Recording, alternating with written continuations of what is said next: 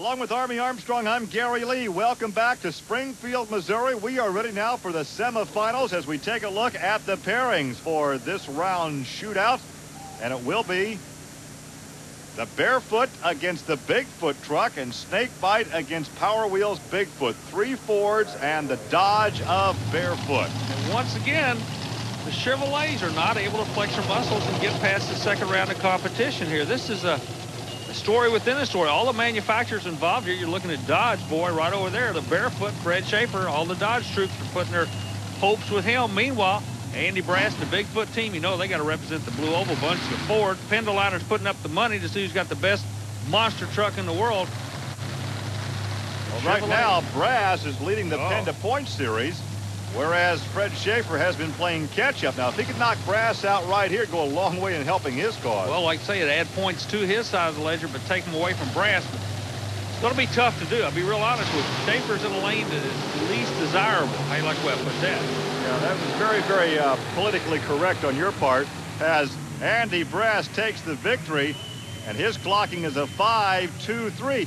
Looks like the track has slowed down just a little bit, of 5.58 for Fred Schaefer. Well, it looks like it's slowed down during the course of the evening. It has, but it's slowing down the same for everybody. So, you know, everybody's just through osmosis. But you're right, everybody's slowing down. Yeah, everybody's going down a tenth. Andy Brass coming right at you from the end zone camera. Look at the altitude. Look at the air. Can you imagine what that landing feels like inside the cockpit? I can tell you exactly. The impact is equivalent to a 30-mile-an-hour head-on collision. They've run tests on that. And the impact each driver endures when they land is equivalent to a 30-mile-an-hour head-on collision. Now, these guys do this about 6 or 7 times a night. You've got to be an athlete to drive one of these trucks. I don't care what anybody says. So 6 times a night would be a 180-mile-an-hour collision. No. Well, don't even figure it out. First time I did it, I'd learn my lesson and let you drive the truck the next time. The Power Wheels Bigfoot against the Ford Snakebite. Colt Cobra, there's a look at Snakebite, and there's a look at Dan Runte. Runte was the second fastest qualifier this evening. What you're looking at is a toy manufacturer's dream come true. Every little boy in America likes Bigfoot, or they like Colt Cobra with the Snakebite. So Snakebite was the third fast qualifier, so this could be a real good matchup right here. Ford against Ford. It's Snakebite. Snakebite takes him in that favorable lane. Snakebite, Colt Cobra, a 5.16. I believe that was faster than what Andy Brass just turned in Bigfoot. That was, and Power was one of 31, but a 16 is quick. And here is Andy Brass.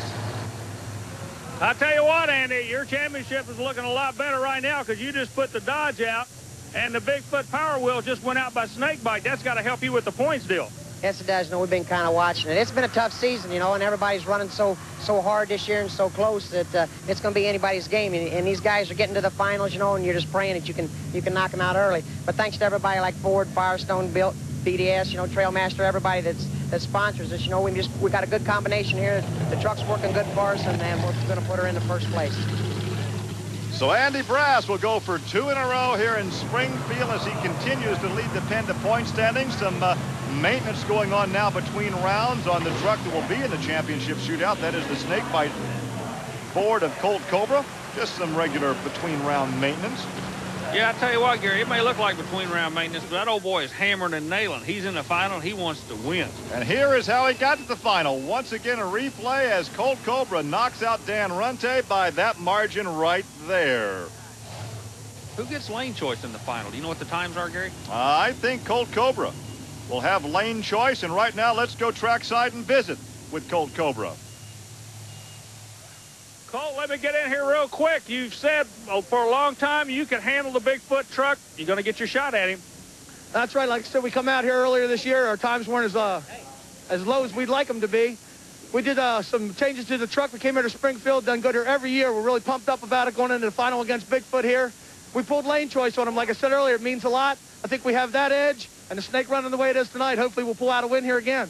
Well, beating him's one thing, but beating him in his own home state, that's got to make you real happy. Oh, it always does. I'll beat him anywhere, but at home it always counts a little bit more. So lane choice for Colt Cobra. Andy Brass goes for 2 in a row, and we're coming back. Stay with us.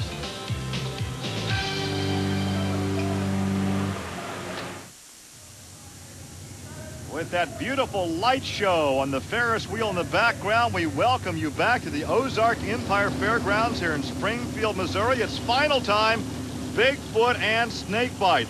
A matchup that's also quite popular in the toy stores. The youngsters can buy models of those two trucks. Well, the big boys like to play with their trucks as well. It's time to show you some of the action from the tough truck competition. There's Tom McHugh in his 85 Jeep getting some air there, and you can hear the approval of the crowd. Next, here's the wild man, the zebra-painted Bronco. That's Shane Ballard. He travels all over the country following the tough truck circuit. Let's take a lap around with him, and perhaps we'll see him at the Hoosier Dome this fall. You know, Shane is a traveling pro tough truck driver, I guess. Is that white on black or black on white? Well, watch the air that he gets, though, here on this last jump. He nails the throttle, and watch this. Oh, almost rolls it over. The event is when you make contact with the tire at the very end of the run.